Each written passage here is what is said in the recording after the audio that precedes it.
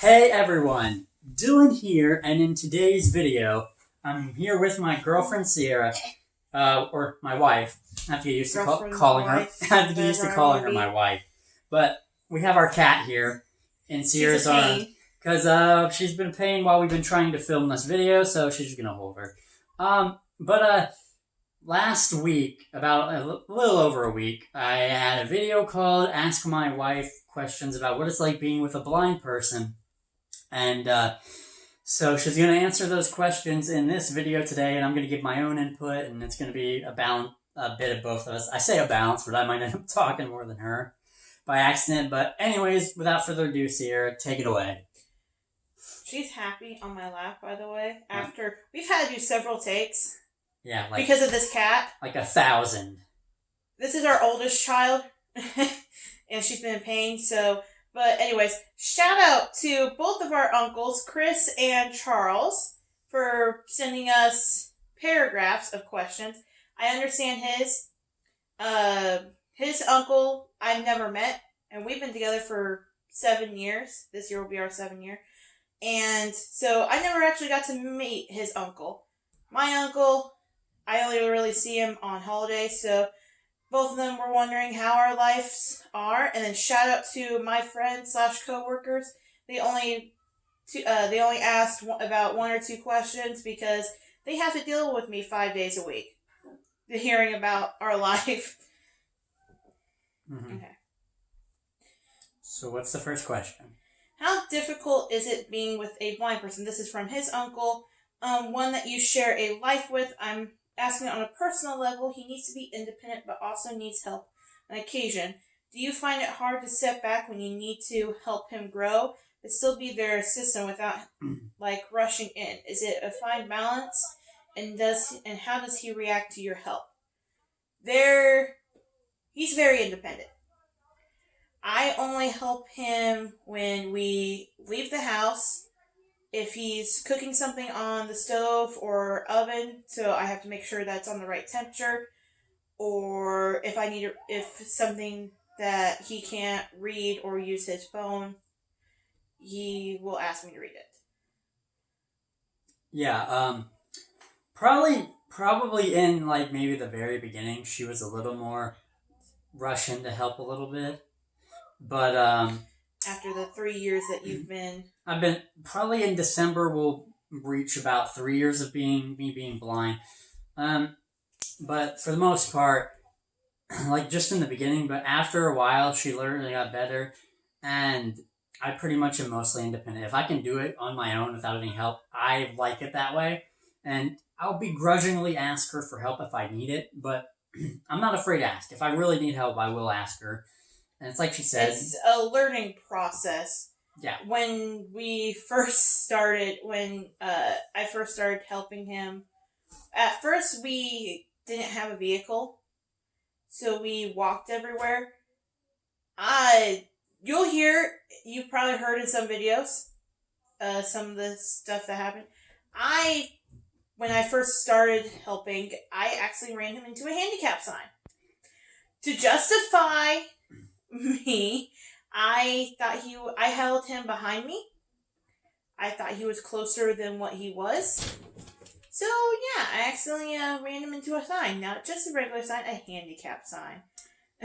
Yeah, hashtag or shout out to my video I did a week or 2 ago of my most stupid blind injuries. That's a video that's in there.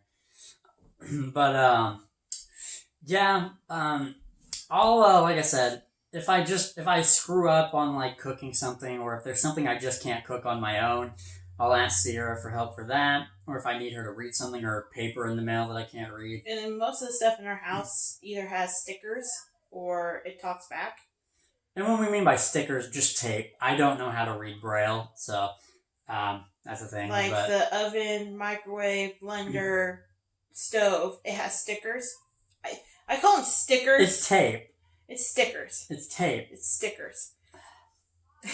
It's double-sided duct tape, but I'm calling it stickers.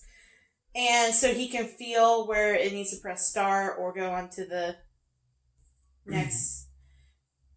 onto the oven. Yeah.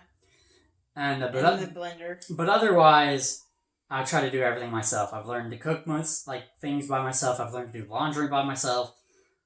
I'm a very independent person. I'd like to keep it that way, but I will ask her for help if I really need it. And she doesn't really rush in to help me unless she sees I really need it.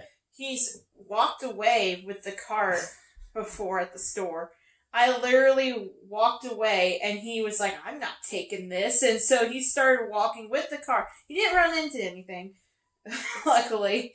So, yes, he's very independent. And then, what else did he? What was more to that question? Do you find it hard to step back when you need to help him grow? No. I don't find it... Okay, she's leaving now. Okay. No, I don't find it hard to step back because I know that he's independent. So it's not really like stepping back. It's more just be like, oh, I'm right here if you need anything. Yeah, and she knows if I do, I'll ask her. Yeah. So it's just being there, just right there. So, or if I'm at work, he'll take a picture of something. He actually takes really good, decent photos. I wish I could show you all the photos that he's taken of our cats. But he actually doesn't take too bad of photos. So it's not really that hard to step back. Do we find a fine balance? And how does he react to your help? I mean, that's for you, I think. Well, I think we found a pretty decent balance. I mean, do you want me to help out more? No. Okay. See? There you go. Very simple. There you go. If I have to ask her for help, I will, but I prefer to do everything on my own. Okay, and then I will jokingly be like, it's a joke. I'm not like, oh, I regret. No, he does fine by himself. He doesn't. We found a good balance on things, and I will say this, it's very hard to walk around with a full-grown man behind you or guiding. And he don't use his cane. He has a walking, But I was never trained to actually use a cane. But I would, at stores, we get stopped by people, or if I have to leave him by himself, they'll be like, oh, are you okay? Because he'll have his eyes closed, head down, and... Or they'll, ask me to move. And so sometimes it's kind of a pain, but I'll have my cane with me now, so they can see that I'm blind and not expect me to move when it's like, I can't do that. But I got a cane, but like I said, I don't know actually how to use it. Never got trained at how to use it. And I looked into doing that for my situation and what they required me to have to do that. It just didn't work out. Yeah. So if anyone's asking about that. I think that's it on your uncle's questions. Yeah. It's pretty much depends on the person, but for us, it's a balance that we... I guess I can go to Christian's question real quick. Okay, you can go to this. Christian asked, do I have to read, because this will go back to needing help. Right. When we go out to eat, do I have to read the menus out to him? No, I don't really. Sometimes, yes, if he wants to see if there's anything new that on the menu, or I know basically, because we've been together for so long, that I know basically what he wants to eat, which is basically all the same stuff most of the time. And then it's funny when I change it up because it throws her off. And then I'm like, what? And then he has to remind me what to... But, what do you do? But typically, what I'll do instead is I'll look up the menus online before we go. If it's a place that I just don't remember quite what they have and all that, so I'll do that and look up the menu and then pretty much know what I want. Now, if I don't exactly remember what everything was on the menu, if I'm indecisive that day, then I'll ask her. But for the most of the time, I try to just nip that and just get it done before we even go, so it's not even a problem. And then for my uncle, he's written 3 different questions. How has it impacted your life? What's it like being married to a blind person? And how does being married affect your everyday life? Our life is pretty simple. I go to work. He stays home. It's him being blind, how has it affected our lives? I will say, being a spouse of a spouse, we've been he literally been together since I was 15 to 16. So when he first asked me out, he did warn me, I will go blind one day. I don't know when, but are you okay with that? And I said yes, because you are still the same person. You just lost one of your senses. So I already knew I didn't know how it was going to affect my life, because I knew when it was going to happen, it was just going to happen. There was no preparing me it for anything. So but I knew one day he was not going to have eyesight. It came close, it showed up earlier than when we expected. Yeah, than both of us expected. Especially since it just happened. Overnight. Yeah. Basically. Literally overnight. So it was a big shock for me. But I will say this, just be there for them. For a blind, disabled, just any disabled person, being the girlfriend, being fiance, being wife, spouse, husband, whatever you are to the person, there's a lot of difficulties. The most difficult thing is there will be moments of depression and anger and anxiety, because they have lost some type of sense. They have lost, even I can say a person who lost a leg, a appendage, or anything, there's going to be depression. And it will happen at a random moment of time. And all you can do is be right there. I know there are times when he will hit this random depression, and all I can do is just sit there and just let him either cry it out, or I just listen, because you can't say life will get better, or one day you'll get your eyesight back, or things, and you can't even say, oh, I know how you're going through. You don't. You honestly don't know what they're going through. So all you can really do is just be there for them. And that's the most hardest thing, is watching a person you've been with crumble. The person that has even been there, I know my life hasn't been easy. And I know that he is my rock in my deepest moments. And I know that to balance it out, I can be there for him too. Even though I would give up anything for him to have his eyesight. Yeah, Did I stump you? No, but pretty much she's like right on those things. When you go blind and lose your sight, for anybody who's watching this who doesn't know, I did have sight before, like she said, and I did eventually go blind, which I knew I would, I just didn't know when. And it is a long process, and you have to grieve and heal, and even once you're healed, you will have bouts of depression here or there. You will get reminded of the things that you used to be able to do that you can't anymore, and it will hurt from time to time, but you just got to get through those phases. If you are someone who is, caring for that person who is blind, give them space sometimes. Sometimes there's just nothing you can do for them. There isn't. And I know you want to help them out so badly, but all you can do is, even if you just be in the same room as them, it helps a lot. Or just listen to them vent. Mm-hmm. Just hold them while they're crying. Hold their hand even. Vent out and at least know that someone's listening. Sometimes they want that, sometimes they don't.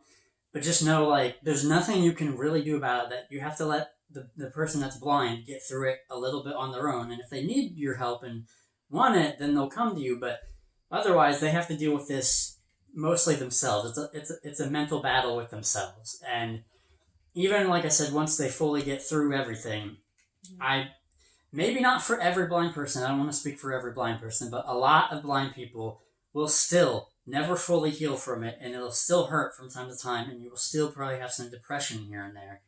And in the very beginning stages, don't be afraid to cry. I rarely cry. Okay. She's gonna check on something, but I rarely cry ever. And even while I've been blind, I've only cried twice, 2 times.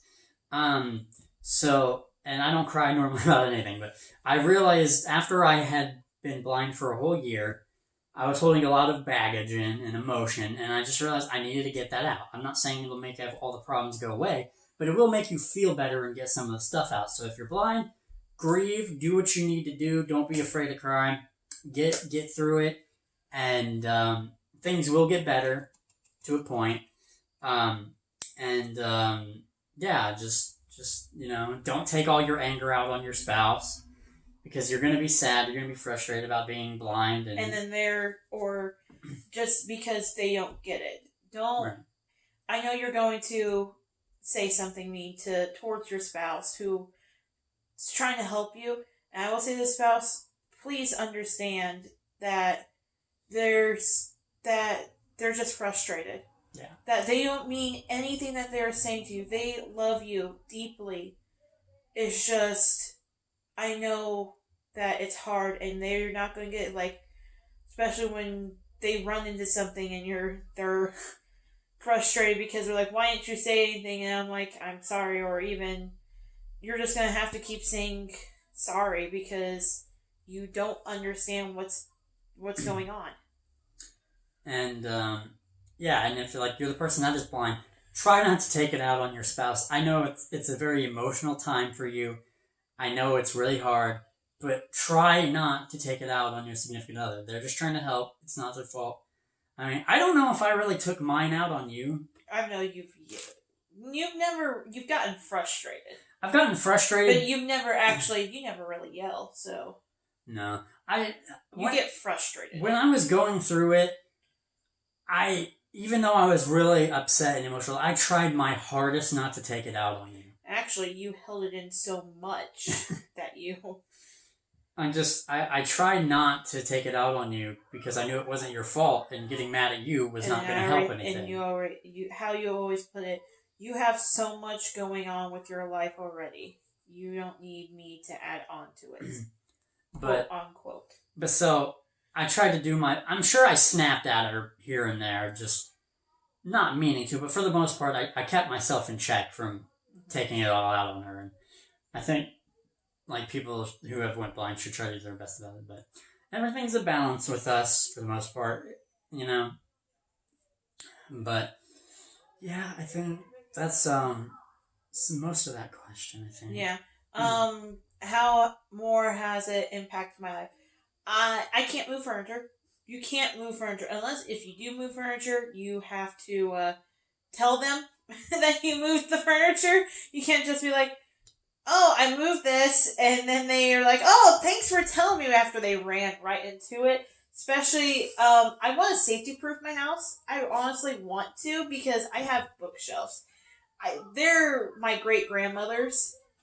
And they have sharp corners. He's ran into it once. And I honestly, because he bruised from it, because he ran his face into it, I honestly want to put safety bumps on it. I've only ran into it once in the 3 years that we've had him. So once I hit it, I'm kind of careful. I'm generally careful, but it does happen from time to time where I'll hit something. But yeah, they need to tell you when they're gonna move it. Show you where it is, so you can get it mapped in your mind. When I say don't go into the kitchen when I have bags full of groceries, don't go in there, and then you're like, oh, this is here. Why am I stepping on? You're stepping on. Also, another pet peeve that I have with Seer is if there's something on the counters that I have and Seer moves it, it'll annoy me because then I'll have to try. Some of it needs clean. I know, no, but just stuff that should not have been moved, but you just moved it out of the way or whatever. Because I'm cleaning. Or maybe you had to, but because you never told me about it, I don't know where it is. And so then I forget to put it back. And then I have no idea where it is, and I get a little... He needs his own space. That's another thing. You can't move and No, you have to keep it there. And it bothers me because I have like a little bit of OCD on stacking and just where stuff has to be in certain places. And his counter is just full, and it bothers me so much. But I know where everything is, and I get so annoyed when she moves something. I'm like, where is it? I won't even move it half the time. He would move it, and he forgets. Or today, when we went out, he forgot that my wallet was on his lap, and then it fell into the depths of the depths in between the center console and the seat. It fell into that depths. So but there's a lot of we joke about our life too much. Even my coworkers are just like, "Oh, your life sounds so cute." No, I've done this like 3 times where I have this problem that I'll have something very lightweight, like spoons or like the masks that we wear now, something very lightweight, and I'll lay it on my lap, and I'll forget that it's there, and so when I get up to get out of the car, I'll completely forget about it, and it'll fall to wherever it falls, and I'm like... He literally has called depths of no return, that if it falls, he's like, oh, I can't find it. So I gotta work on doing that. Another thing is, this is it's a terrible joke, but it's because we've been together for so long. You can't ask them how you look. Yes. I did it. I don't have to answer that question. That's literally, I'll be like, I wouldn't even think about it. I'll be like, oh, honey, how do I look today? He'll be like, you look great. And then I'm like, and then you can't even get mad at them because they're like, you're the one who asked the stupid question on how do I look? And good news is we've been together before he went blind, so he knows some of my clothes choices already. So he's like, oh, you look cute today, or why are you doing this? You don't need that. You look beautiful without it. So that's one benefit. The other thing is you don't have that interaction anymore, so you don't know if you don't get the compliments like you used to. Yeah. For a person who used to have sight and now you don't get the compliments, and especially since I'm a very needy person, I need to know if I look okay, so to have that person, you don't have that anymore, so you have to base it on yourself, so you don't have that compliment, you don't get you look great in this today, you don't get that anymore, so that's one thing that gets taken away. But luckily I have friends who are like, oh, that's what you're wearing? Another thing, in the very beginning when someone goes blind, your partner will probably say some wrong things, not meaning to, bring that up. And you gotta try to be cool with it. You gotta make jokes about it. That's one thing you don't have hatred. Just don't have hatred. There's gonna be jokes, especially my coworkers tell bad jokes, and I will go back to them like, hey, no, I'm the one that's allowed to tell bad blind jokes. Well, not just that, but in the very beginning, Sierra's like, oh, you should look over there. Oh my. Forgetting that I can't look over there. And it took a long while for her to break that habit. Or even saying look in a sentence. Or saying, do you see that? You can't put look, see in a sentence,